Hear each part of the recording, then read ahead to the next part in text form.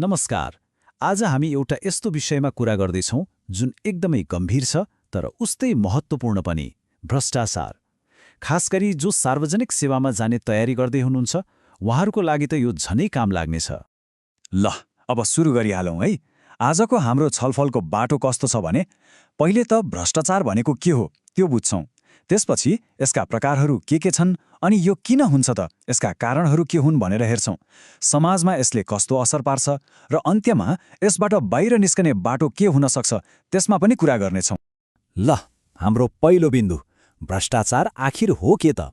कुनै पनि कुराको गहिराइमा पुग्नु अघि त्यसको जग त बलियो बनाउनै पर्यो होइन र? त्यही भएर सुरुमा यसको परिभाषा नै हेरौँ। अब भ्रष्टाचार बुझ्ने क्रममा एउटा एकदमै महत्त्वपूर्ण प्रश्न आउँछ, खास गरी सार्वजनिक सेवामा जान चाहनेहरूका लागि। सार्वजनिक पदको दुरुपयोग भन्छौँ नि हामी, यसको खास अर्थ चाहिँ के हो त? ल हेर्नुहोस्, यसको किताबी परिभाषा यस्तो छ। व्यक्तिगत फाइदाको लागि आफूलाई सुम्पिएको शक्ति वा सार्वजनिक पदको दुरुपयोग गर्नु नै भ्रष्टाचार हो। यो परिभाषा नै हाम्रो आजको छलफलको मूल आधार हो है। अब यो परिभाषालाई अझै मसिनो गरी खेलाएर हेरौँ न। यसमा चारवटा मुख्य कुराहरू छन्। पहिलो, सुम्पिएको शक्ति। दोस्रो, सार्वजनिक पद। तेस्रो, त्यसको दुरुपयोग। र चौथो, व्यक्तिगत लाभ। भन्नुको मतलब यी चारवटा कुरा जब एकै ठाउँमा मिल्छन् तब भ्रष्टाचारको संरचना तयार हुन्छ। ल, परिभाषा त बुझियो, तर भ्रष्टाचार सधैँ एउटै रूपमा आउँदैन। यसका अनेक स्वरूपहरू हुन्छन्। अब तिनै प्रकारहरूको बारेमा कुरा गरौँ। सबैभन्दा बढी सुनिने दुई प्रकारहरू हुन् घुसखोरी र नातावाद। अब घुसखोरी भनेको के हो त? कुनै काम गराउन वा नगरिदिनका लागि पैसा वा अन्य कुनै मूल्यवान वस्तुको लेनदेन गर्नु। अर्कोतिर नातावाद भनेको चाहिँ सार्वजनिक पदहरूमा आफ्नो मान्छे मतलब आफन्त वा साथीभाइलाई च्याप्नु। सुन्दा उस्तै लागे पनि यी दुईको तरिका फरक छ। कुरा यतिमै सकिँदैन। घुसखोरी र नातावाद त भए नै अरू पनि थुप्रै रूप छन्, जस्तै सरकारी पैसा वा सम्पत्ति हिनामिना गर्नु, जसलाई एम्बेजलमेन्ट भनिन्छ, अनि डर धम्की देखाएर पैसा असुल्नु यानि कि एक्सटोर्सन। त्यसैगरी आफ्ना व्यापारिक वा राजनीतिक साथीहरूलाई फाइदा पुर्याउनु, जसलाई क्रोनिजम भनिन्छ, र आफूलाई दिएको अधिकारको गलत प्रयोग गर्नु। यी सबै मिलेपछि मात्र भ्रष्टाचारको पूरा तस्बिर देखिन्छ। अब प्रश्न उठ्छ, आखिर यस्तो हुन्छ किन त? कुन कुन कुराले गर्दा कुनै पनि समाज वा प्रणालीमा भ्रष्टाचारले जरा गाड्ने मौका पाउँछ? आउनुहोस् यसका मूल कारणहरू खोजौँ।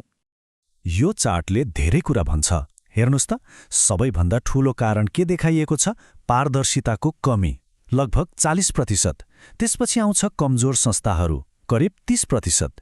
यसको मतलब व्यक्तिगत लोभ भन्दा पनि प्रणालीगत समस्याहरू, जस्तै काम कारबाही पारदर्शी नहुनु र संस्थाहरू नै कमजोर हुनु भ्रष्टाचारका लागि ठूलो मलजल रहेछ। अघिल्लो चार्टकी कुरालाई अलि गहिरिएर हेरौँ। जब कुनै देशको कानुनी र संस्थागत प्रणाली नै कमजोर हुन्छ, तब के हुन्छ? त्यहाँ न जवाबदेहिता हुन्छ न त पारदर्शिता। अनि यही प्वालबाट छिरेर भ्रष्टाचारले मौलाउने मौका पाउँछ। मतलब सिस्टमले नै अवसर सिर्जना गरिदिन्छ। ल, भ्रष्टाचारका प्रकार र कारण त थाहा भयो, तर सो वाट? यसले के फरक पार्छ त? फरक पार्छ, र त्यो पनि सानोतिनो होइन। भ्रष्टाचारको असर समाजको हरेक कुनामा पुग्छ र यसको परिणाम निकै दुर्गामी हुन्छ। यसको आर्थिक पाटो मात्रै हेर्ने हो भने पनि तस्बिर डरलाग्दो छ। सोच्नुहोस् त, विश्वको कुल घरायस्त उत्पादनको लगभग 5% रकम हरेक वर्ष भ्रष्टाचारले खाइदिन्छ। यो पैसाले कति अस्पताल, स्कुल र सडक बन्थ्यो होला, कति विकासका काम हुन्थ्यो होला, त्यो सबै खेर जान्छ। पैसाको कुरा मात्रै होइन, यसको मानवीय असर झनै गहिरो छ। यो भनाइले कति राम्रोसँग भनेको छ, भ्रष्टाचारले विश्वासलाई खियाउँछ, असमानताको खाडललाई अझ गहिरो बनाउँछ र विकासलाई रोक्छ। यो त गरिबहरूमाथि लागेको एक किसिमको कर जस्तै हो, किनभने यसको सबैभन्दा ठूलो मार आखिरमा गरिब र निमुखालाई नै पर्छ। विश्वासको कुरा गर्दा यो तथ्याङ्क हेर्नुहोस् त, जहाँ भ्रष्टाचार कम छ त्यहाँका लगभग 75% मानिसहरू आफ्नो सरकारमाथि भरोसा गर्छन्, तर जहाँ भ्रष्टाचार बढी छ त्यहाँ यो भरोसा घटेर 30%मा झर्छ। कति ठूलो फरक! यसले सिधै देखाउँछ कि भ्रष्टाचारले नागरिक र सरकार बीचको सम्बन्धलाई कसरी ध्वस्त पार्छ। ल, समस्याको पहिचान भयो, यसको असर पनि देखियो। अब सबैभन्दा महत्त्वपूर्ण प्रश्न, अबको बाटो के त? यसलाई रोक्न के गर्न सकिन्छ? खास गरी प्रणालीभित्रै बसेर एक सार्वजनिक सेवकको भूमिकाबाट यसलाई कसरी सामना गर्न सकिन्छ त्यसमा केन्द्रित हौँ। सार्वजनिक सेवामा काम गर्ने हरेक व्यक्तिको लागि यी 5 कुराहरू एउटा नैतिक मार्गदर्शन जस्तै हुन्। पहिलो, आफ्नो काममा पारदर्शिता कायम राख्ने। दोस्रो, आफू जवाबदेही बन्ने। तेस्रो, सधैँ इमान्दारी र निष्ठाका साथ काम गर्ने। चौथो, कतै केही गलत भइरहेको देखेमा त्यसको रिपोर्ट गर्ने। र पाँचौं र सबैभन्दा महत्त्वपूर्ण, सधैँ आम जनताको हितलाई केन्द्रमा राखेर सेवा गर्ने। अन्त्यमा कुरा के हो भने प्रणालीगत भ्रष्टाचार विरुद्ध लड्ने सबैभन्दा बलियो हतियार भनेकै एउटा बलियो सार्वजनिक सेवा हो। तर त्यो सार्वजनिक सेवा कस्तो हुनु पर्यो? जुन नैतिकता र निष्ठाको जगमा उभिएको होस्। समाधानको सुरुवात बाहिर कतैबाट होइन, यही प्रणालीभित्र रहेका हरेक व्यक्तिको आचरणबाट हुन्छ। र आजको हाम्रो छलफललाई यही अन्त्य गरौँ एउटा प्रश्नको साथ।